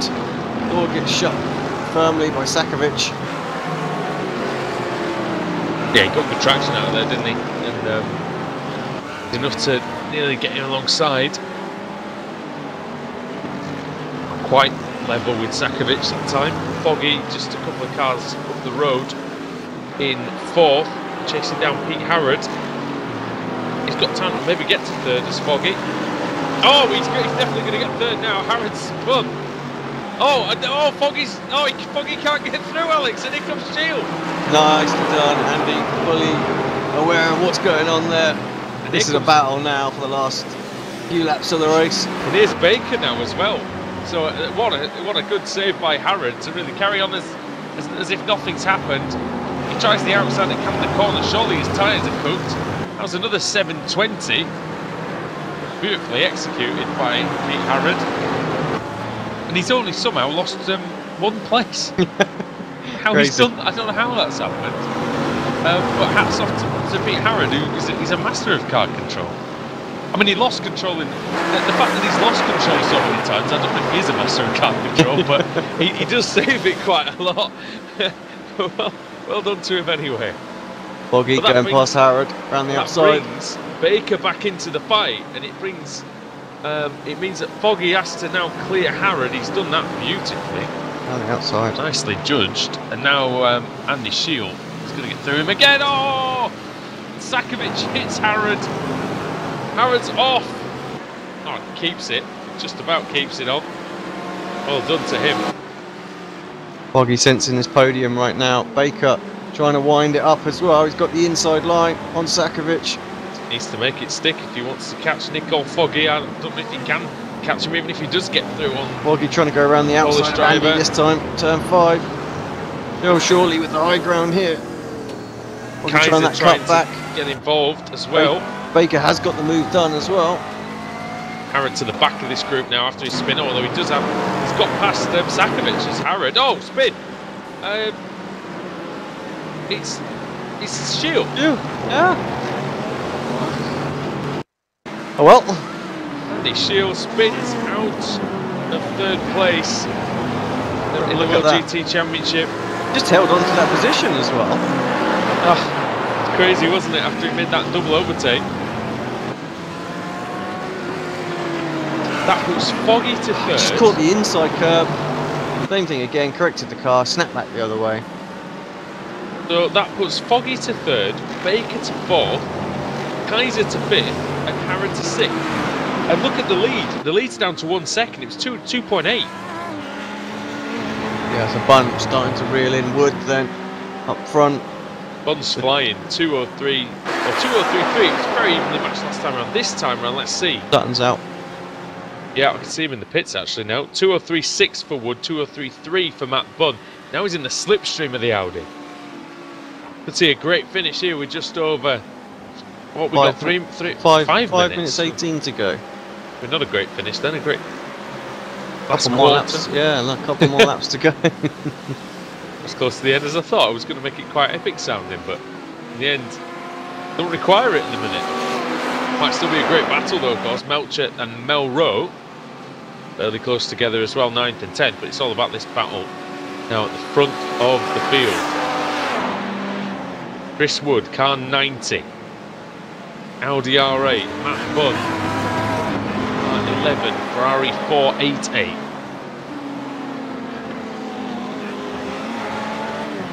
One thing that you can't deny is that these are two great looking motor cars out there. Yeah, great. I love them. Having both of them in there as well. Obviously an Audi driver myself. But nice to see the Audi. Always a fan of the Audis. I love the way our skin looks on the Audi as well. It's a shame we've never caught it at the right time to run it, because the BOP never very good in it. You never know. You never know, it might come back. But yeah, the Audi's outstanding. We had a beautiful looking Apex Racing UK Ferrari in Le Mans as well. Well, it was beautiful until Bath crashed it, but we're not going to talk about that. Don't worry, we all crashed it. We all crashed it. I included. crashed it coming into the pits, and yeah, well, I spun it coming into the pits and got an unsafe pit entry. Good lap for Wood this one. He's pulled away 2/10 this time, so it looked like Bun was closing in, but it's so easy to lose your head, isn't it? When you have something like that, you know, when the driver behind getting. Oh, Hall and Harrod side by side. Sorry. Oh, that's close. Mounted the inside curb there and had to get right out of it. And not Hall and Harrod, it was Hall and Melcher. Melcher? Melcher in the Ford, wasn't it? No, it wasn't. It was Melrow, sorry. Oh, well, Melrow both there. losing the extra spot there. Harrod's next to Kaiser side by side. Kaiser's going to have him into turn 1. It was the other way around, I think. Kaiser trying to defend there. He was still he was already ahead. Harrod trying to get back past after his earlier issues. Harrod was ahead at the line though. Would have been pretty close. Half a second at the front then, so he closes back in. Look at this, Kaiser. Sorry, look at Kaiser Sakovic and. Sorry, I'm just thinking into turn 5. We need to just maybe watch this one corner, see if anything goes down, because it's getting very close. Tight between these three. Oh yeah, so Harrod keeps P6, Kaiser up to 5th, and at the front, yeah, Bunn. It's funny just how good a lap that was from Chris Wood to regather himself and. The last couple of corners, obviously not a strong point for the Audi, so again, the Audi likes the pulled away corners, a little bit. Paul Smith looks like he's retiring from this race as well. Certainly had an incident, but yeah, then the Ferrari actually collects itself in this latter half of the lap and closes back down. We go on board with Matt Bunn, Alex? Yeah. You can take us through what he's saying as well, because it's going to be a very close finish, I reckon. Yeah, through Canada corner. Bill Mitchell, careful of that inside curb. If you don't do that, no! Oh, he's off. Can he keep it out of the wall? Oh well, that's a curse again. Sorry, man. Now that's music to Chris Wood's eyes. Oh, well, we're about the onboard There then. you go. Literally, that's why you don't want to touch that inside curb with Bill Mitchell. You've said it. Does you exactly said it. that. You don't want to touch the inside curb. You don't want to touch the outside curb either, because you've seen someone crash like that there. But that's 2.5 seconds just down the Swanee, isn't it? Yeah. Yeah, you want to get as close as you can to it without touching it. You know, that's the problem there. So, unless you've got the car set up to take it, yeah. Learn something new there. So, but I always tend to avoid it just to be safe, you know, so the car doesn't react like that. Dakovic and Harrod for P6. Very close together. Mercedes does draw closer and closer down the main straight. And it will down the back straight as well. These two could be side by side going into the left-hander at turn 5 again. It will be the last lap of the race. McLaren showing well in the straight line there. Sorry, mate. We lost 11 drivers in this race so far. Quite high for the final race of the night. There've been a lot of big crashes, I think, in this one. Oh, there's been side by side. That's Melrose and Hall once again. Oh, Melrose through this time. R84 from Portugal, Diogo Melrose past Michael Hall. Twice a Club 73 touring car champion here on the channel. Having a look, but I'm going to get back there. Also, somebody who nearly was a Club 73 touring car champion, Dennis Melcher. It wasn't for selecting the wrong car, which John Roberts. He would have been in. Crazy, isn't it? Absolutely crazy. John Roberts around as well. Roberts coming out of turn 6. But here comes Chris Wood then. 2 corners to go. And you know what? Starting off pole, Chris Wood. We thought he was gearing himself up for a battle with Matt Bunn. A battle which never materialised. And round the final corner he comes in the Audi. Comes car 90. Chris Wood comes to the line. He takes the win here at Road America. 2nd win of the season for him. Fantastic job by Chris Wood. Matt Bunn, it'll still be a podium. Might rue that finish. He would have had a chance at least to take the lead at the end. But yeah, good race from Bunn. Foggy, 3rd, brilliant. Ahead of Baker. Good little battle here. Kaiser in 5th. McFarlane and Melcher look very close. Half a tenth of a second between those. Ford just having enough run in its Victorian steam engine to get to the line ahead of Foggy, McFarlane, sorry. Yeah, that looks replacing, doesn't it? Really, in the service now. Yeah, I think probably right. There is a newer one. There was a newer one out there. Am I right? Before even the new Ford, there was a. I'm not sure. That's I'm an not older sure. model, Not on the isn't it? GT3. Well, that's a GT2, isn't it? So it shouldn't even be in this field. That's fair enough. It does okay though out there, considering how old it is. Dennis Melcher is a good driver. He gets it's up into 10th place.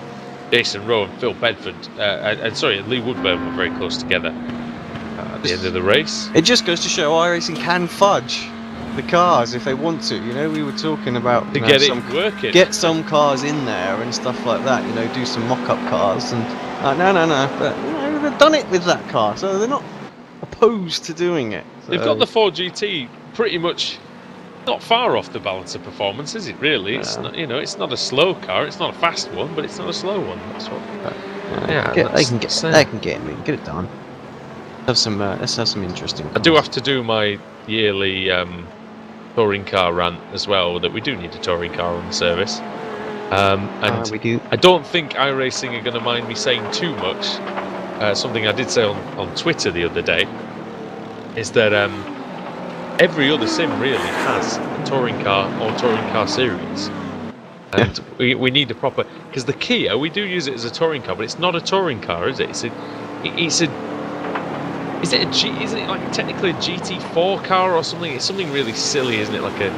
It's a GT car essentially, isn't it? Much faster than a touring car. In a straight line, at least, isn't it? It's a front-wheel drive. It's a Pirelli Global Challenge car. It is the Pirelli Global car. Yeah, you're right. Because even though it's a front-wheel drive car, and it does work well for touring cars. I mean, my God, we've had some fantastic touring car races with it. We need, come on, guys. I mean, there's been Super 2000s, there's been NGTCs, there's been Super Touring, there's been TCR, there's been World Touring Car, whatever that abomination of a class of touring car was, but. You know what I mean, Alex? One of those at least. One is all we need.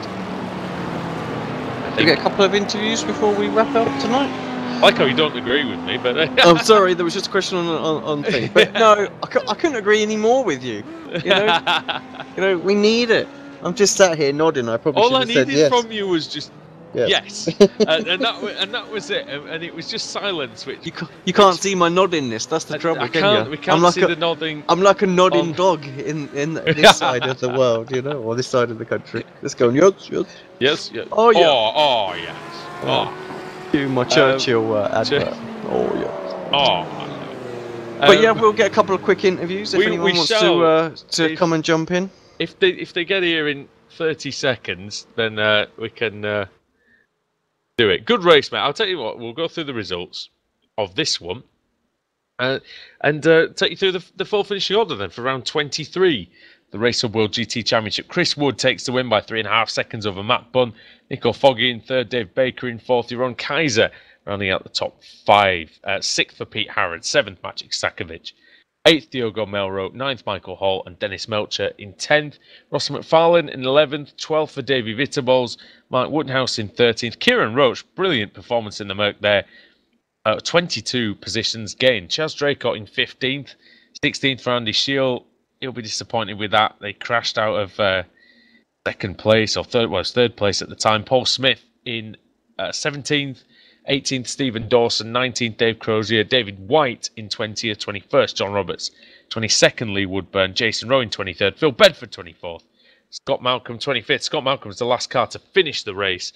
And then the unfortunate few, the retirements, Matt Keeber, Ash Sutton, Ashley Blakehood, Ben Gregory, Josh Thompson, Pete Newman, Jake Blackwell, Jack Stiles, Christian Rose, Dion Phillips, Robert Lundgren, and Bart Dellman. Right. Couple of drivers come for an interview. I'll tell you what, let's grab. In fact, just these two. We'll have these two. And we'll go with these two. First come, first serve. Yep. Oh, Matt's kicked around. Kaiser's jumped on as well. Just bring everybody in, and then we will call it a day after these guys. Right. You're all live and on the air. Please don't swear. No. Hello. Hi. Jazz, we'll start with you first because you've been a couple of times to come for an interview and we haven't had a chance to drag you in. So, hello, mate. Hi, how are we? Yeah, not too bad. How was the new year and, have a good time over the holidays? Decent. Yeah, little and had a good Christmas. That's all that matters. I'm skint, so, That's all that matters. Indeed, yeah. There was lots of alcohol, and that's all that matters as well. Ah, good stuff, good stuff. Just very quick then, couple of minutes. How was today? I have to say we didn't see you too much, I'm afraid. Yeah, first two races you wouldn't have because I didn't have enough fuel in at the start. So in both races I ended up going into the pits behind the safety car. That was why you went in the second race. Did wonder. Yeah, I didn't have any fuel. Third race was good actually. Did a lot of battling, made my way through. I can't remember where I started, but I finished 15th, so I'll take that any day of the week. It's decent racing though. Road America's always good for that sort of stuff though. I don't particularly like the track, but in these cars it always provides good racing because of all the draft. But those Mercs, mate. Yeah, seen a bit. They're crazy. Indeed, especially against the Ferrari which you were in, I know. So. Oh God, yeah. Tell me about it. That was a wise choice, wasn't it, at the start of the season? It was before the season started. Before the balance had played the death out of it. Yeah, well. Oh well. We could go on and on about BOP Oh God, discussion, we could. So. It would have just been the other way around, I think. I think the Ferraris would have just been dominating. Yeah. Exactly, yeah. Well, as he jumped in there, Mr. Bunn. Still spun that. Hello. Yeah, sorry for the little commentary curse there right at the end. So we were shaping up for a good little battle, and then I was like, "Don't touch that curb," and Bush, you went and hit it straight away. Yeah, well, all race I was trying to catch him, and I think we were just doing like pretty much identical times. I just was not catching him at all. And then by the end, he must have just been taking a little bit not ideal lines, and I was catching by 0.1 here and there, and got down to 0.5, and I really started to push. And yeah, I clipped that curb probably both laps before that as well, and I thought, right, calm it down a little bit, but yeah, I didn't, as I do, and yeah, I just pushed too hard, and I was lucky not to end up in the wall there. Just happy I finished. It was a good race. Yeah, P2 still good result. So yeah, after the first race as well, obviously first race I just put a little bit too much pressure on the brake pedal going around those long right-handers. And yeah, just turned the car around, and then I was a passenger, couldn't really do nothing. Then Chris or David White, he went into me, and yeah, that was the end of race one. race 2 I had some good pace, but yeah, we won't go there. Andy might get a bit upset.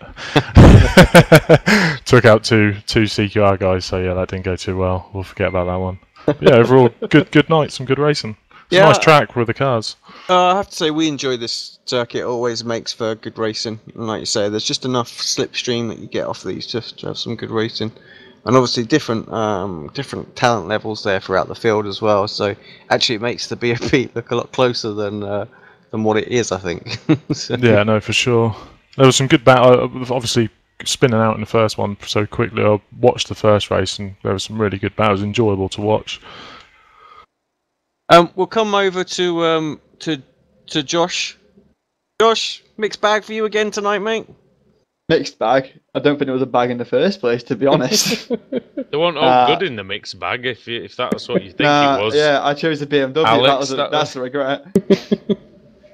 Just. Well, there was some good until it went bad. Yeah. The issue, like what I found is with this, like the car on low fuel is just so unpredictable, and I'm having to run the car like as soft as possible, low wing, just to keep up.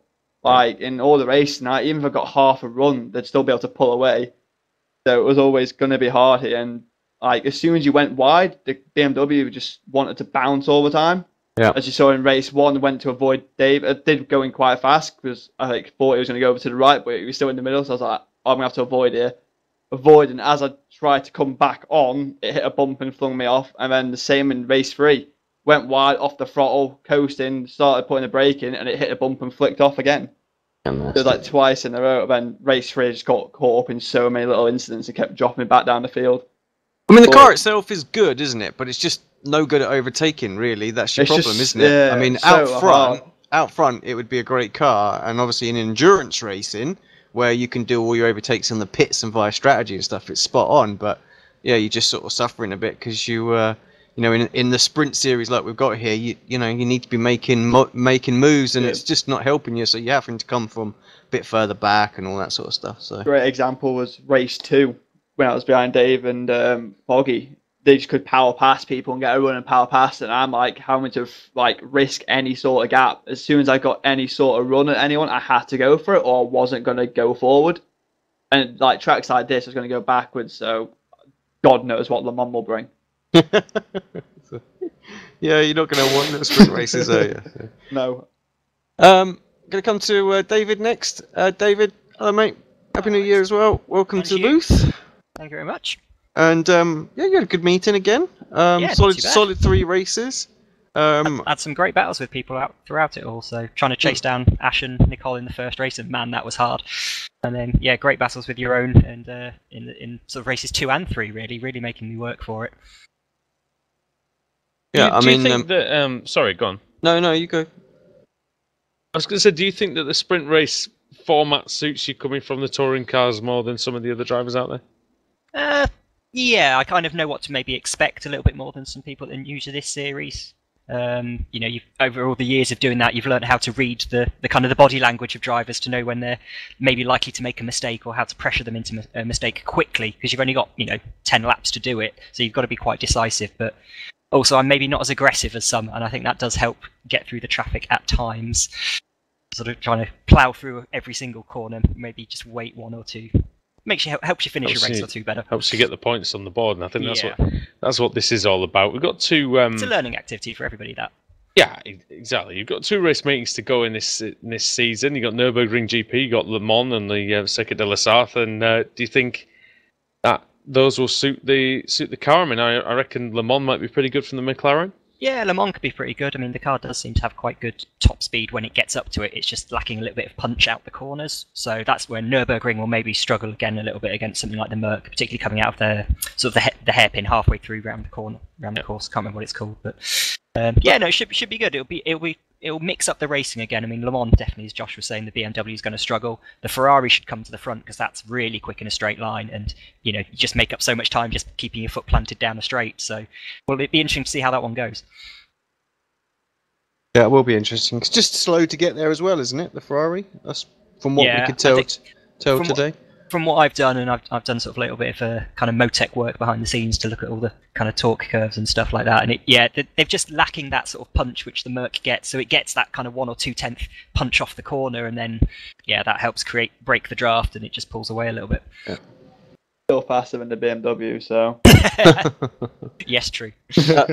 Oh well, you picked it. I thought it was going to be a good choice. It didn't go well. It's not a bad choice. It's not a bad choice, but it's not a the bad key choice. thing is we've already done the tracks it was good for. Sorry. When the engine's still running, it's okay. Love it.